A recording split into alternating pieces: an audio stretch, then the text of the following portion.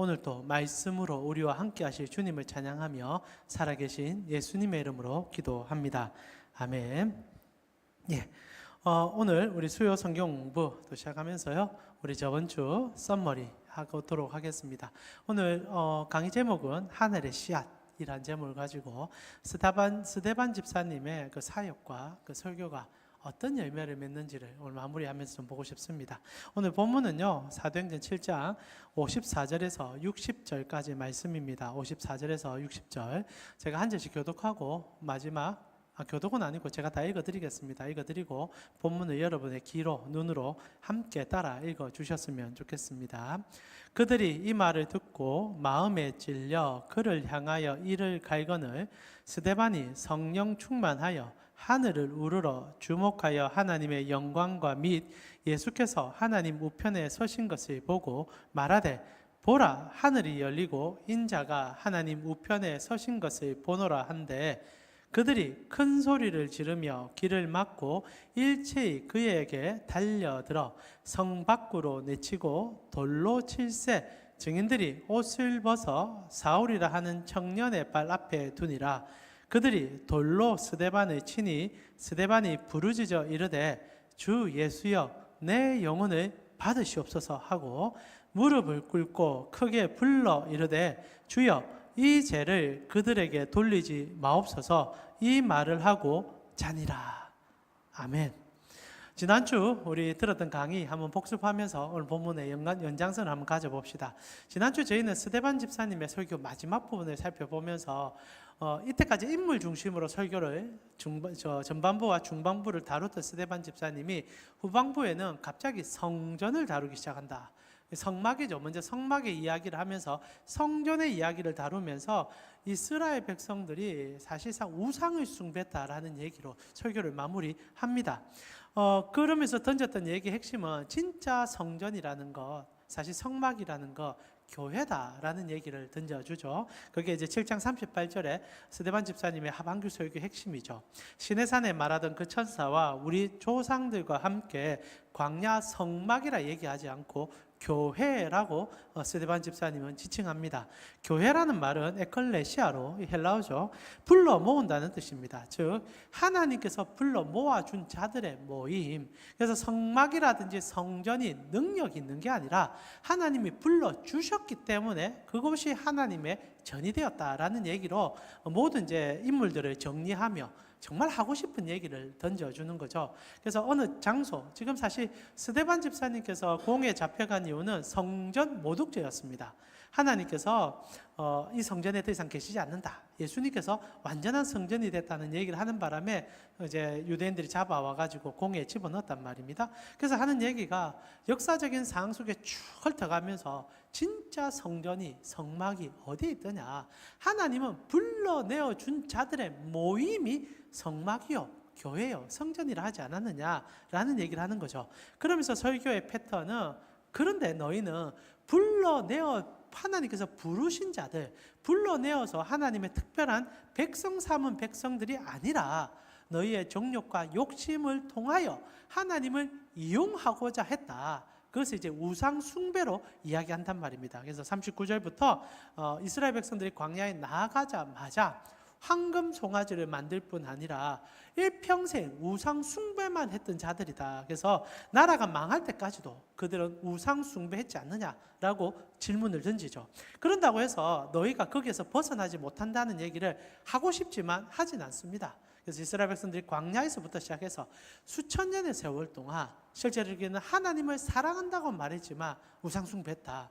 그 중에 우상의 가장 정점이 예루살렘 성전이다 라는 얘기를 하지 않습니까? 그래서 저번 주 좀 중요하게 다뤘는데요, 7장 47절에 솔로몬 성전, 사실 솔로몬 성전은 붕괴됐고요, 제3성전이라 불리는 이제 성전이 지금 이스라엘 백성들 가운데 주어졌지만은 그래도 그들이 흠모했던 솔로몬 성전, 완벽하다고 생각했고 하나님의 임재를 상징하다는 그 성전도 솔로몬이 지었을 때는 다른 목적이 있었다.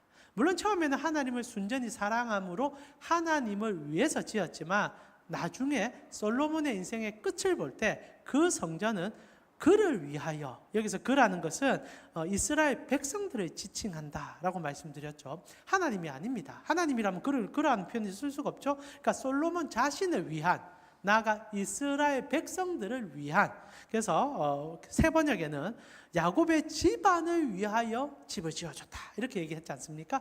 그만큼 이스라엘 백성들은 우상 숭배를 하던 자들이다 라고 얘기하는 거죠. 곧 그들이 지금 그래 열심히 찾아가서 외치는 성전, 거기 하나님 안 계시다는 얘기예요. 왜냐하면 하나님이 오셨으니까. 이게 사실 종교생활과 복음생활의 가장 큰 정점 아닙니까? 종교생활이 뭡니까? 우리가 하나님을 찾아가는 거거든요. 그래서 성전 찾아가듯이, 절에서는 부처를 찾아가듯이 언제나 더더머 주님을 찾아가는데, 복음은 찾아오시는 겁니다. 불러내어 주시는 거예요. 그래서 스데반 집사님의 설교 핵심에는 복음이 깊숙이 들어있다는 겁니다. 그래서 스데반 집사님의 설교를 처음부터 끝까지 잘 다시 리마인딩 해보면요, 하나님은 단 한 번도 성전에 계시지 않았다는 얘기를 언연중에 깔고 있다는 거죠. 그래서 7장 시작할 때부터 아브라함에게 하나님이 메소포타미아에 있을 때 나타났다. 성전에 임한 게 아니라, 이스라엘에 임한 게 아니라 저 이방 땅 우상 숭배의 소굴에 하나님은 역사했다. 그리고 야곱 같은 경우에도, 맞죠? 요셉 같은 경우에도 애굽에서 하나님을 만났다. 그리고 이스라엘 백성들이 애굽으로 이전한 후에도 하나님은 애굽에서 역사해 주셨다. 그리고 40년이 참에 그 모세 같은 경우에 광야에서 하나님을 만났다. 설교를 관통하는 핵심이 인물 중심의 설교인 줄 알았는데, 이 마지막 설교를 듣고 나서 다시 한번 돌이켜 보니까 하나님이 온 땅에 계셨다. 근데 그 하나님 우리 가운데 와 주셨다. 그 얘기를 하고 싶다는 것을 우리가 깨닫게 되죠. 그래서 스데반 집사님의 설교는 예수님이 성전 되심을 얘기하면서 실제로 한 장소가 아니라 우리가 성전됨을, 그분의 십자가로 우리가 성전될 수 있음을 가르쳐주는 가장 탁월한 복음 설교였다는 겁니다. 그런데 설교를 마무리하면서 그들이 지었던 죄악에 대한 정확한 인지를 심어줍니다. 스데반 집사님의 설교의 강력한 한 방은요, 무엇을 잘못했는지를 명확하게 설명한다는 거예요. 오늘날 많은 설교자들이 설교 가운데 죄를 지칭한다든지 우리가 잘못한 것에 대한 이야기를 할 때 두루뭉실하게 얘기하는 경우들이 있습니다. 스데반 집사님은 그래 하지 않았다는 거죠. 복음을 명확하게 설명한 다음에 51절에서 52절에 설교를 이렇게 끝냅니다. 목이 곧고 마음과 귀에 환례를 받지 못한 사람들아, 너희도 너희 조상과 같이 항상 성령을 거스린다. 너희 조상들이 선지자 중 누구를 박해하지 아니하였느냐? 의인이 오리라 예고한 자들은 그들이 죽였고, 이제 너희도 그 의인을 잡아준 자요 살인한 자가 됐다. 똑같은 죄를 언제까지 지을 거냐? 그리고 하시는 얘기가 이거죠. 돌아오라는 겁니다. 지금도 주님은 불러주신다 얘기입니다. 자, 그리고 오늘 이제 스데반 집사님의 설교 마지막 부분입니다. 스데반 집사님의 설교는 이렇게 끝납니다. 돌아오라는 거예요. 예수께로 돌아오라. 우리를 찾아오신 주님을 영접해라. 성전이 따로 있는 게 아니다. 그분이 성전되며 성전이 우리 가운데 오신다. 그리고 나서 이 얘기를 들었던 이제 청중의 반응을 살펴보면서 오늘 본문으로 들어가 보자는 거죠. 자, 처음에 스데반 집사님의 설교를 듣고 난 다음에 우리는 깜짝 놀라게 됩니다. 그 당시에 청중들이 반응하기 시작했다는 거예요. 이거 굉장히 중요하죠. 복음은요, 언제나 반응을 이끌어냅니다. 스데반 집사님의 복음 중심의 설교가 끝나자마자 사람들이 극렬한 반응이 시작된다는 거죠. 언제나 설교가 설교답게 진행되면요, 사람들은 반응을 하게 되어 있습니다. 극단적인 반응들이 일어날 수밖에 없는 거죠. 예수께 순종을 하든지 아니면 그분이 나와 맞지 않음을 알고 떠나든지. 그래서 오늘 본문에 이제 그 당시 때 청중들의 반응을 이렇게 기록합니다. 그들이 이 말을 듣고 마음에 찔려 그를 향하여 이를 갈거든 이라고 되었습니다. 설교가 끝나니까 이를 갈기 시작하고 마음에 막 찔림이 일어난다는 거예요. 이게 설교입니다. 이게 복음이라는 거예요. 복음은 그 날 것 그대로 전달될 때 우리가 하나님 앞에 죄인이었음을, 그런데 우리 주님이 나를 사랑하여 불러주셨음을 깨달아 그분께 나아갈지 아니면 찔린 상태로 떠날지를 선택하는 기로에 서게 되어 있습니다. 그래서 오늘 스데반 집사님은 찔린다는 표현을 그들에게 허락하고 있는 거예요. 설교를 듣고 나니까 마음에 찔리기 시작한다는 겁니다. 근데 이 단어가요, 정말 강렬합니다. 이 진리라는 단어는요, 헬라어로 디아프리오라는 단어인데, 단순하게 막 마음에 이렇게 양심에 막 조금 막 찌끔한다 이런 얘기가 아니라, 단어 자체를 해석하면 조각조각 톱질한다는 말이에요.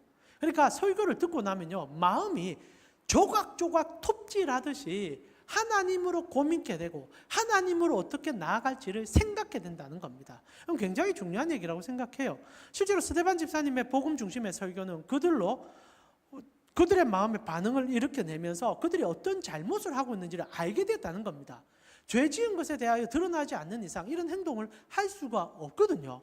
얼마나 놀랍습니까? 실제로 복음 중심의 설교들은 언제나 우리로 선택의 기로에 서게 만듭니다. 그래서 히브리서 저자도 그렇고 요한계시록의 요한도 그렇고 하나님의 말씀을 칼이라고 표현하지 않습니까? 히브리서 저자 4장 2절 12절에 하나님의 말씀은 살아있고 활력이 있어 좌우의 날선 어떤 검보다 예리하여 혼과 영과 및 관절과 골수를 찢겨 쪼개기까지 하며 또 마음의 생각과 뜻을 판단해 준다. 마음의 생각들이 드러나게 만든다라고 얘기합니다. 오늘 어떻게 보면 오늘 우리의 강단이 그리고 우리의 설교가 정말 스데반 집사님의 설교가 비교했을 때 어떤 영향력을 끼치고 있는지를 질문하게 되는 순간이 아닌가 싶습니다. 복음 중심으로 나아간다며 하나님 안에서 판단할 거리를 제공해 주는 거고, 하나님을 만난 사람들은 언제나 결단과 결정을 내려야만 합니다. 그게 너무 당연한 것 아니겠습니까? 그래서 히브리서 저는 분명히 얘기해요. 말씀이 말씀대로 선포되며 칼을 들이대는 것과 같아. 누군가에는 강도의 칼같이 느껴질 것이고 누군가에게는 의사 선생님의 메스와 같이 느껴질 것이다. 상처가 치료되든지 죄악이 토설되든지 두 가지 중에 하나가 될 것이다 라고 얘기합니다. 그래서 계시록에도 요한 사도가 이렇게 얘기하지 않습니까? 예수님께서는 그의 오른손에 7별이 있고 7별은 교회를 나타내죠. 그의 입에서 좌우에 날성검이 나오고 그 얼굴은 해의 힘같이 비치는 것 같더라. 칼이 나옵니다. 하나님의 말씀, 예수 그리스도의 복음은요, 칼 같다는 거예요. 근데 이 칼을 무엇라 표현하냐? 빛이라고 표현하는 거예요. 빛이 얼마나 무섭습니까? 어둠은 그 빛 가운데 섞일 수가 없어요. 빛은요, 조금만 있어도 어둠이 틈타지를 못합니다. 그래서 말씀이 말씀대로 선포되며 어둠들은 떠나게 되어 있다는 거예요. 그래서 교회가 바른 복음으로 서 있으며 어둠은 떠납니다. 삿된 것은 사라지고 주님의 영광이 드러나게 되어 있는 거예요. 견디지 못할 때는 뛰쳐나가겠죠. 그런데 이것도 아니고 저것도 아니요. 마치 관람하듯이 의자에 앉아 주님의 복음을 듣고 있는다면 어떻게 보면 좀 안타까운 교회들로 변화되지 않는가 이런 생각을 하게 됩니다. 어떤 목사님이 그런 얘기를 하더라고요. 오늘날 교회들은 서브웨이와 똑같아 이런 얘기합니다. 지하철과 똑같아 이런 얘기합니다. 요 골자가 이런 거죠. 교회 딱 오면은 여러분 지하철에 딱 오면은 누가 옆에 앉는지 무슨 얘기하는지 전혀 듣지 않습니다. 옆에서 사람들이 막 얘기하는데 그거 잠시 들리긴 하겠지만 신경 안 써요. 그냥 내 갈 길만 갑니다. 그냥 편안하게 있다가 그냥 도착하면 일어나서 가는 게 전부라는 거죠. 오늘 교회들이 그렇다는 겁니다. 교회로 왔는데 내 옆에 누가 앉아 있는지, 어떤 성도가 어떤 고민을 하는지, 그리고 하나님이 나에게 무슨 말을 하는지 별로 뜻도 안 하고 생각도 안 한다는 거예요. 그냥 편안하게 내 목적지를 향해서만 가면 되는 거. 이런 설교는 스데반 집사님의 설교 앞에서는 낯을 들지 못하는 설교가 된다는 거예요. 그래서 듣기 좋은 말씀을 찾아다니는 성도인지 아니면 들어야 하는 말씀을 듣는 성도인지는 오늘날 우리가 질문해야 될 것 같습니다. 오늘 많은 우리의 목회자들이 기복신앙을 너무 중요하게 여깁니다. 그도 그럴 것이 성도 한 명 한 명이 떠나는 것은 우리에게는 큰 갈등이 될 수 있는 문제 아니겠습니까? 목사들에게는. 그러다 보니까 귀에 듣기 좋은 말들을 골라서 할 때가 분명히 있어요. 그리고 특별히 잘 된다, 복 받는다 그러면서 헌신하라는 얘기를 우리가 입에 마치 나팔처럼 쏟아낼 때가 많이 있습니다. 정말 그런데 예수님이라면 그런 얘기를 했었을까 질문한다면 오늘 스데반 집사님의 설교처럼 복음 중심의 설교는 우리가 없습니다. 우리가 어떻게 살지도 안 나옵니다. 하나님을 경배하지 않은 자들에 대한 이야기, 하나님을 온전히 섬겼던 자들에 대한 이야기, 그러면서 우리의 죄악을 토설하여 죽게 나아가자라고 얘기하는 그 복음적 설교, 그게 어떻게 기복이 끼어들 수 있겠습니까? 물론 기복이 때로는 필요할 수 있습니다. 부정할 수는 없겠지만 참다운 복음의 설교는 스데반 집사님의 설교처럼 시작부터 끝까지 말씀 중심과 그 해석 자체는 예수 그리스도를 향하도록 해주는 설교. 오늘날 그 설교를 위하여 여러분이 끊임없이 기도해 주셨으면 좋겠어요. 그래서 저는 기도합니다. 우리 가운 식구들이 말씀 듣고 나면 정말 가슴이 뜨거워져서 하나님으로 고민하고 하나님으로 어떻게 살지를 고뇌할 수 있는 그런 교회가 되어지기를 기도하고 있습니다. 스데반 집사님의 설교는 그리하고 있었다는 거죠. 그리고 나서 스데반 집사님이 이렇게 복음 중심의 설교를 하고 나니까 두 번째 반응이 나타나는데 그게 하나님 나라를 보게 만들어줬다는 거예요. 물론 이게 그 듣지 않는 자들에게 보여주지 못하지만 스데반 집사님도 설교자로서 이게 참 중요한데, 저도 제가 오늘 여러분과 강의를 나누고 있고 한편의 설교이기도 하지만은 저는 상관없다라고 생각하면서 선포하는 경우들이 있습니다. 제 3자처럼. 이게 아니라는 거죠. 예배는 하나님의 말씀을 대언하여 주님께 우리를 온전히 드리는 시간 아닙니까? 그럼 저를부터 시작해서 우리 모두가 주님 앞에 산 제물로 드려집니다. 그러면 결과가 무엇이 되느냐? 나도 그렇고 여러분도 그렇고 하나님을 보게 돼요. 예수를 만나게 됩니다. 그리고 예수를 만났다는 얘기는 천국을 소유했다는 얘기와 동급입니다. 똑같은 얘기예요. 예수 이르고로 하나님 나라거든요. 그래서 스데반 집사님이 본인 설교 끝에 하나님 나라를 봐요. 이게 복입니다. 아무도 못 보지만 그 설교를 설교 환자가 보는 영광을 누린다는 거예요. 이게 어찌 보면 목사가 받는 가장 큰 영광이요. 여러분 그 설교를 듣고 있는 여러분의 은혜 아니겠습니까? 그래서 스데반 집사님이 사람들은요 이를 갈고 막 찔려가지고 막 가슴을 막 톱으로 쓰는 듯한 죄책이 막 느껴지니까 사람이요 자기 죄를 대면하면요 분노합니다. 분노해요. 사람들이 책망하면요 화를 냅니다. 그리고 집에 들어가서 그래 말았어야지 하면 뒤를 넣는 거죠. 스데반 집사님이 어떻게 얘기합니까? 이렇게 얘기해요. 그 청중들을 향해서 설교를 온몸으로 녹여내면서 얘기합니다. 스데반이 성령에 충만하여 하늘을 우러러 주목하여 하나님의 영광과 및 예수께서 하나님의 영광과 및 예수께서 하나님 우편에 서신 것을 보고 말하되 보라 하늘이 열리고 인자가 하나님 우편에 서신 것을 봤다라고 얘기합니다. 설교와 예배가 이 영광이 있었으면 좋겠어요. 참 우리는 연약합니다. 저는 너무 연약하고 제 설교가 정말 하나님 앞에 사로잡히면 여러분이 예배 마치고 갈 때 목사님 오늘 설교가 너무 길어요.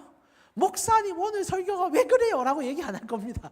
여러분이 모여서 와 목사님 오늘 예수님을 가르쳐줘서 너무 감사합니다.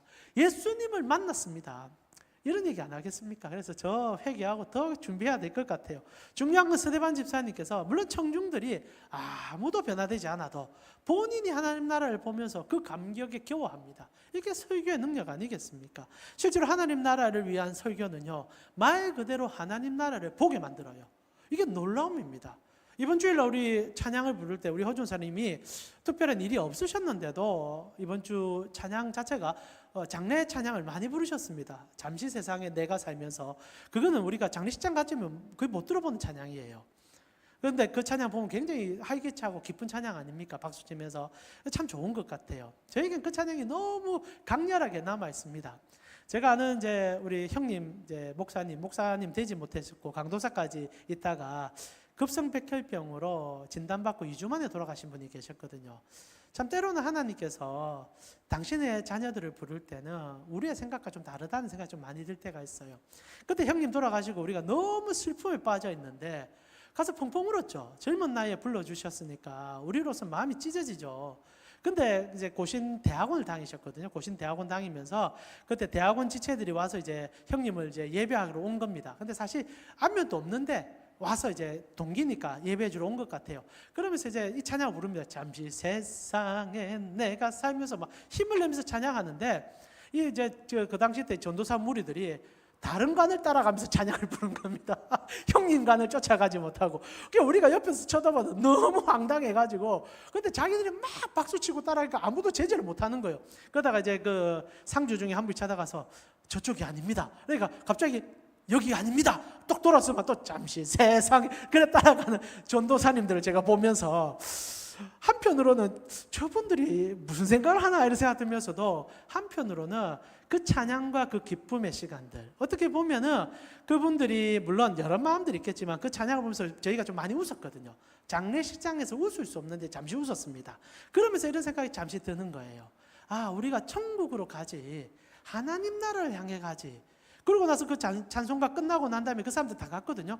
그리고 우리가 이제 그 당시 때 고신 대학교 우리 동기들이 모여서 밤을 새면서 형님에 대한 옛날 얘기들 나누면서 참 행복했습니다.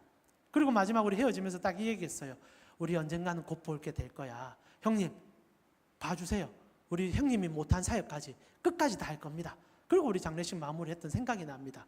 사실 이번 주에 우리 허준사님께서 이찬혁 우리 그 가수 아닙니까? 그 가수 물론 이제 선교사님 자녀이긴 하지만 부모 신앙과 자녀 신앙은 또 따로 놀기도 하는데, 그래서 이찬혁 씨가 가도 이제 연예인 판에 노니까 믿음 버린 줄 알았거든요. 근데 이번 이 가사 듣고 좀 놀랐습니다.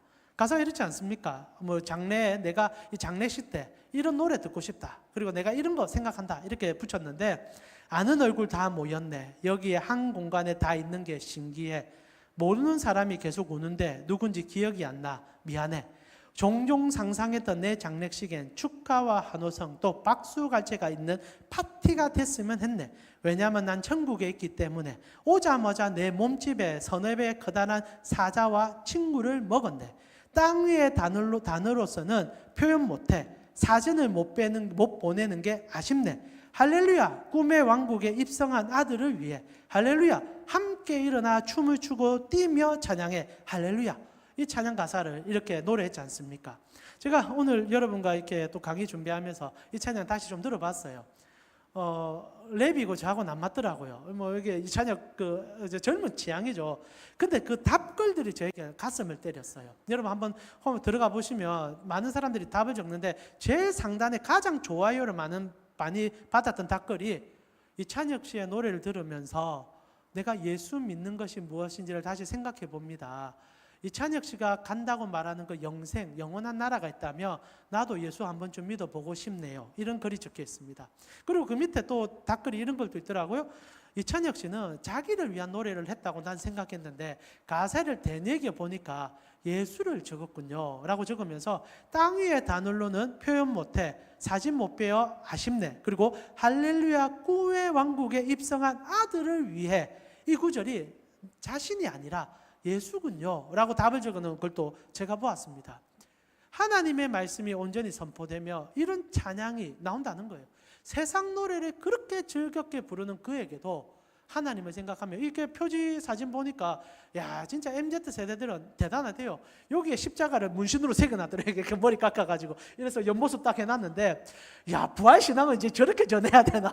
그래서 나도 요를 해야 되나 생각 드는데, 여하튼 장래 희망 얘기 들으면서 복음을 전한다는 것이 무엇으로 우리의 시선을 옮겨주는 것인지를 고민케 한다는 거죠. 스데반 집사님의 설교는 하늘 문을 열어 제끼고 예수가 이 땅에, 그리고 내가 예수께 가는 그 힘과 능력을 얘기해 주었다는 겁니다.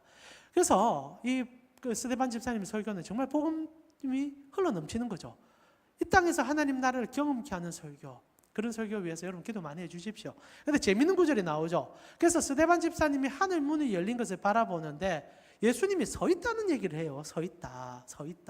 아마 성경에서 하나님이 서 있다는 표현 많이 나오긴 하지만은 보좌에서 서 있다는 표현은 여기밖에 없을 것 같아요. 자, 보통 우리가 신약 성경에도 예수님이 특히 계시록에 보면 예수님은 언제나 앉아 계신 분입니다. 그 영광과 그 은혜를 보여주기 위해서 앉아 계신 분으로 나오는데 스데반은 서 있는 예수님을 만났다는 겁니다. 자, 이게 굉장히 상징적인 의미가 들어있죠. 그래서 제가 여러 책들을 찾아볼 때 세 가지로 요약할 수 있는 것 같습니다. 왜 예수님이 서 있는 것을 봤을까? 첫 번째는 서 있다는 표현은 웰컴이죠. 환영 의미입니다. 이제 예수님께서 스데반이 죽을 것을 아니까 그를 맞아들이기 위해서 그 자리에서 벌떡 일어났다는 거예요. 보좌에 앉아 계신 분은 그 보좌를 지키시는 분입니다. 근데 성도가 자기의 사명을 다 마치고 돌아오며 주님이 일어나신다는 거예요. 아까 이찬혁 찬양처럼 그분 만나는 거죠. 그분이 웰컴하는 것을 느낀다는 겁니다. 그리고 두 번째는요, 서 있다는 표현은 성경 안에서 전쟁을 임하는 왕의 모습을 언제나 상징합니다. 그래서 여호와여 일어나소서라는 표현은 구약적 표현으로 전쟁에 임할 때, 세상 권세와 싸울 때 이 표현을 쓴다는 거죠. 예수님이 스데반 집사님을 보면서 일어난 거는요, 첫 번째는 스데반 집사님을 환영하기 위해서, 두 번째로는 그 악한 자들의 죄악을 보응하기 위하여 전쟁하는 주님이 서 계시다는 겁니다. 주님께서 하실 얘기를 다 하셨어요. 스데반 집사님을 통하여 너희의 죄악을 다 밝히 보여줍니다. 그런데도 귀를 틀어막고 입을 틀어막고 가슴을 틀어막으며 더 이상 돌이킬 방법이 없다는 거예요. 그리고 그들이 마지막에 만날 분은요, 서 있는 주님이 될 거라는 겁니다. 이건 굉장히 무서운 경고인 거죠. 복음의 핵심은요, 구원받을 자에게는 무한한 영광이요, 웰컴하는 영광이요, 믿지 않는 자에게는 심판하시는 주님을 만나는 자리죠. 십자가에 돌아가신 주님은 그 몸으로 죄의 깊음과 죄의 끝을 보여주는 영광된 자리였습니다. 하나님의 아들이 죄 때문에 저리 죽는다며 우린들 오죽 그 죄에서 벗어날 길이 있겠습니까?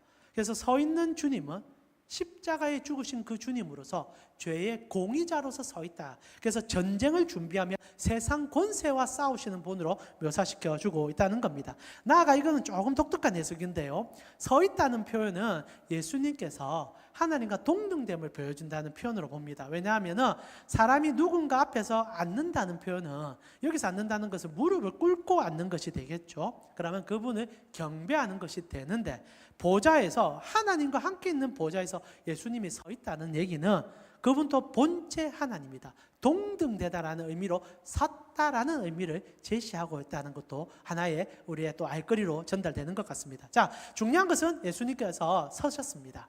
그리고 스데반 집사를 가슴에 품고 안아주시고 그 죄악을 토설하는 자들을 지켜보며 너희가 회개치 아니하며 심판 가운데 던져질 것이라는 것을 암묵적으로 가르쳐주고 있죠. 왜냐하면 스데반 집사가 그 백성들 다 들을 수 있도록 하나님이 서 있는 것을 얘기했단 말입니다. 하나님이 섰을 때는 전쟁할 때밖에 없다는 거죠. 이들 다 안다는 얘기입니다. 그런데도 무시하고 있다는 거죠. 결국 왜 그러면 우리가 마지막으로 묻고 싶은 것은, 이렇게 뜨거운 복음 중심의 설교에 이 사람들은 왜 반응하지 않았는가? 아니, 반응하죠. 왜 극단적인 스데반 집사를 제거해서 없애려고까지 했을까라는 질문을 하고 싶다는 겁니다. 그 얘기를 오늘 본문은 단서로 제공해요. 마지막 구절이기도 하지만은 7장 57절 뒤에 세 절 더 있긴 하지만은 이렇게 얘기하죠. 우리 같이 한번 읽어볼까요? 7장 57절입니다. 같이 읽겠습니다.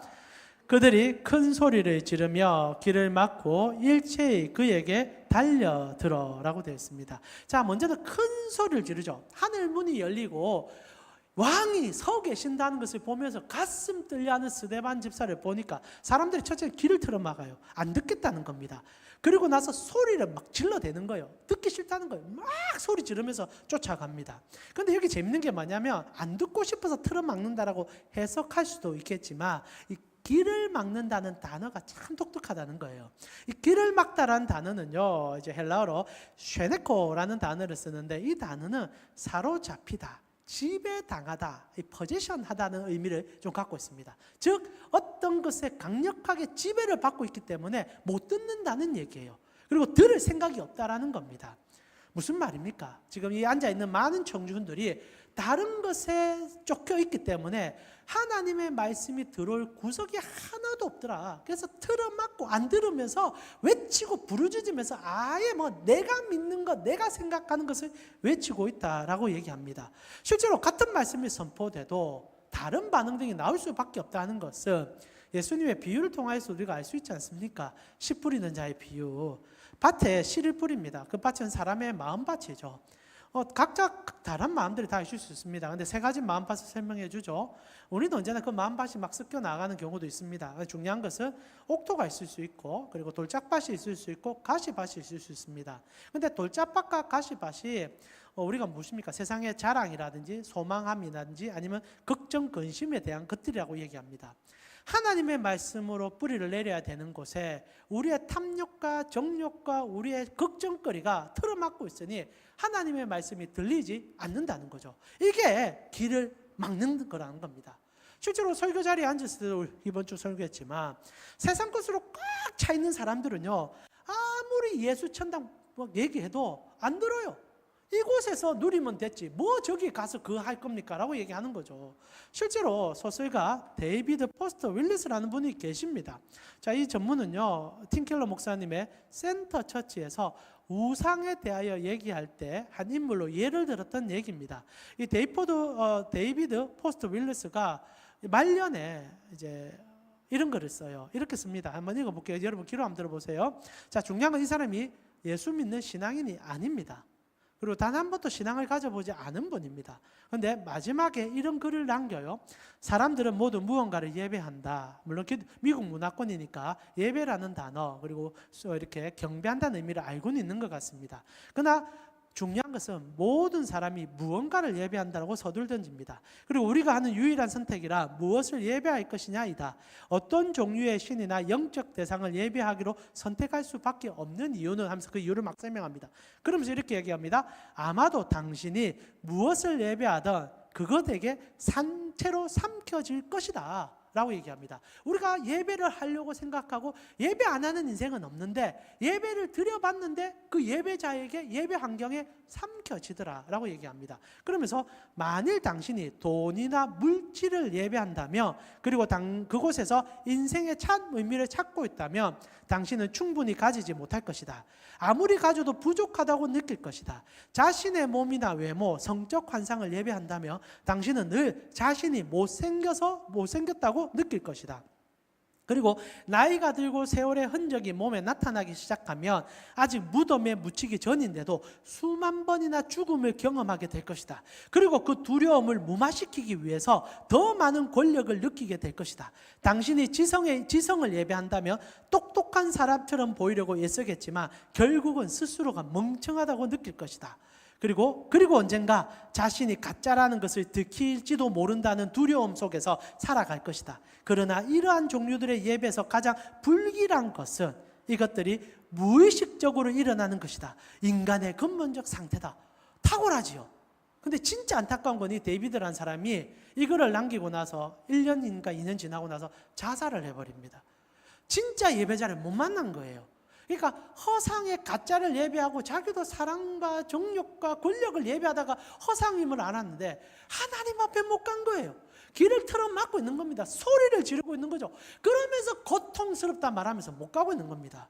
이게 우상이에요. 이게 우상. 지금 스데반 집사님의 설교는요, 복음을 전파합니다. 그리고 복음을 알면 우상을 대면하게 돼요. 사람들은 다 모르고 우상을 숭배합니다. 그런데 오직 복음만이 그게 우상임을 가르쳐주죠. 그래서 예수님께서 이스라엘 백성들을 처음으로 출애굽시킬 때도 우상 타파가 가장 목적 아니었습니까? 10가지 재앙, 뭐죠? 피게입하는 깍도 구매하여 피재앙, 개구리 재앙, 이 재앙 이런 것들 다 뭡니까? 이집트에 있는 신들의 형상들이죠. 그리고 그들이 숭배했던 대상들입니다. 농경의 신이요 다산의 자랑거리였습니다. 하나님께서 쓸어버리죠. 그리고 하나님만 보여줍니다. 마지막 장자 죽음까지 허용하면서 생명의 주권자는 하나님밖에 없음을 보여주는 거죠. 복음을 들으며 우상을 대면합니다.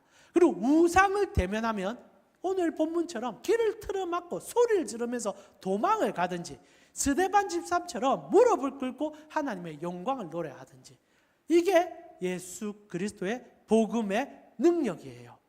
결국 스데반 집사는 복음을 선포하고 그 자리에서 순교당합니다. 이것이 복음의 큰 증거가 아닌가 싶습니다. 오늘 한국 교회가 우상 숭배를 하고 있다는 정형적인 핵심 중에 하나가 죽음을 기피하며 죽음에 대해서 말하기를 등한시합니다.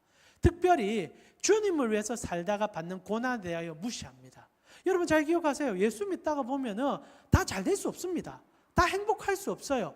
복음은 하나님 나라를 위해서 걸어가는 삶이기 때문에 이 땅의 것에서 벗어나고 이 땅의 유혹에서 끊어짐을 경험하는 자들의 모임이 됩니다. 때로는 잘 될 수도 있고 행복할 수 있지만 거기에 낙을 찾지 않는 자들의 모임이 된다는 거죠.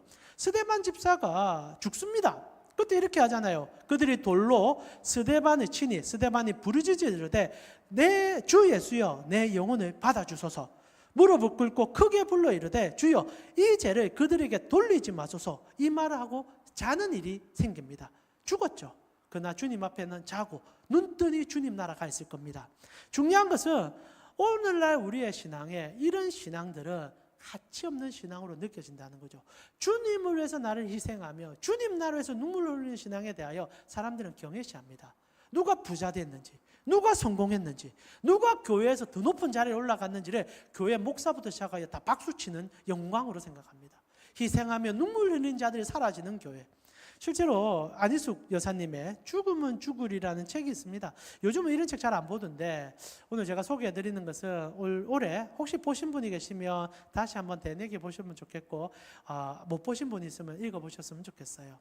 안희숙 여사님께서는 일제치하 때 우리 소위 말하는 순교자들과 함께 같이 감방생활 했던 분입니다. 그리고 마지막 사형 선고 받으셨다가 일제치하 때 45년 8월에 사형일을 이틀 남겨두고 해방을 맞이한 여인입니다.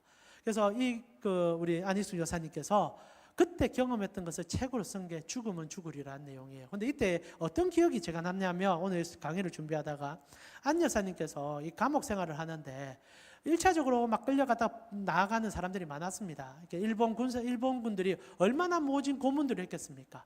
성도들이 모여서 막 갑자기 궁금해하는 거예요. 혹시나 감옥 갔을 때 그래 고통당하고 막 고문당할 때 갑자기 고통이 안 느껴지는 경험들 없었냐고. 그리고 하나님께서 천사를 보내서 보호해 안 해주냐고. 왜냐하면 나중에 우리가 보겠지만 하나님이 또 보호해 주거든요. 베드로 집사 같은 경우에 감옥에 들어갔다 풀려나가기도 하고 누굽니까? 그 바울 같은 경우에는 돌에 맞았는데 다시 살아나기도 하고 그런 기적을 누구나 사모하는 거죠. 그런데 그때 풀려나갔던 그 이제 순교 신앙을 갖던 우리의 선배가 그런 일은 전혀 없습니다. 너무 아프고 너무 힘듭니다. 그래도 내가 주님을 쫓습니다. 안 여사도 그렇게 얘기합니다.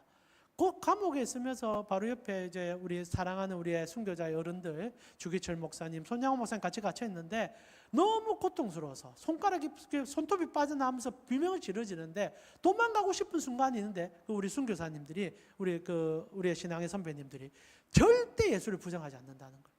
손가락이 빠져나간 순간에도 예수 천당으로 외치고 있다는 거예요. 그 가슴이 남아서 자기를 살려준 이유는 이거를 남기기 위함이라 생각해서 이 책을 썼다는 겁니다. 기적이 없어도 주님 나라 바라봅시다 라고 안희숙 여사님께서 쓰셨어요. 이것이 복음입니다. 그러면 이렇게 죽어나아감이 아무 효용이 없는 죽음이냐? 아니에요. 하나의 미랄이 된다는 것을 기억해 주십시오. 강의를 마무리하고 싶은데요. 여러분 한번 생각해 봅시다. 스데반 집사님의 설교에 전문이 실립니다. 여러분 성경에 여러 설교가 기록이 되어 있고 특히 신약 성경에는 예수님의 설교로부터 시작해서 많은 설교자들의 설교가 군데군데 들어가 있습니다. 이렇게 전문이 다 실린 설교 보신 적 있습니까? 장장 60절에 걸친 설교문입니다. 토시 하나 빠지지 않냐고 다 적힌 것 같아요. 물론 간헐적으로 좀 빠진 것이 있겠지만 거의 전문이 다 실려버렸습니다. 바울의 설교도 추약본이요. 예수님의 설교도 어느 정도 추약본입니다. 그러나 스데반의 설교는 전문이 다 실립니다. 어떻게 전문이 다 실렸을까요? 여러분 그 당시 때 스데반 집사님이 순교당할 때 성도들이 있긴 했겠지만 다 숨죽여 있었고 모른 척하고 있었습니다. 무서웠으니까. 아마 거의 믿음의 자녀들이 그 자리에 없었던 것 같아요. 근데 그 자리에 바울이 있었어요. 7장 58절에 성 밖으로 내치고 돌로 칠세 증인들이 옷을 벗어 사울이라 하는 청년의 발 앞에 둡니다. 사울이 스데반 죽음의 주동자죠. 그래서 옷을 맡아준다는 것은 뒤치거리를 한다는 게 아니에요. 주도권을 쥐고 허가를 허용하고 있는 사람입니다. 지도자예요. 그래서 사람들에게 내가 하나님의 이름으로 이 자리에 서 있으니까 믿고 쳐라 이렇게 얘기하는 겁니다. 그만한 직분을 가지고 있는 인물이에요. 그리고 사울 같은 경우에 바울은요 스데반 집사를 이렇게 멀찍이 쳐다봤을 겁니다. 그런데 설교를 듣는 과정 속에 다 기억이 나더라는 거예요. 정말 무섭지 않습니까? 나중에 바울이 다메섹 동상에서 예수님 만날 때 꼬꾸라지는 이유 중에는 스데반 설교가 큰 역할을 했을 겁니다. 왜냐하면 이 설교를 잊지 못하고 있었으니까. 토시 하나 기억나고 있는 거예요. 그만큼 강렬했다는 겁니다. 모든 사람이 귀를 틀어막고 소리를 지르는데 바울은 그 설교가 귀에 들렸다는 거예요. 그리고 증언한 거예요. 이때 이런 설교를 했다. 스데반 집사가 나를 살렸다. 그때 그 설교가 결국 다메섹 동산으로 나를 끌어갔고 예수 만난 자리까지 끌어갔다. 이것이 복음이다 라고 얘기하는 것입니다. 사랑하는 우리 감식구 여러분, 천국 소망으로 사는 성도, 이것이 스데반 집사가 우리에게 던져주는 복음의 핵심이 아닌가 싶습니다. 오늘 저녁에 다시 한번 스데반 집사님의 전문을 살펴보면서 우리가 무엇을 사모하고 무엇을 향해 걷고 있는지를 되물어 보시면서 복음으로 주님께 더 나아가 복음을 선포하고 복음으로 살아나가는 여러분 되어지기를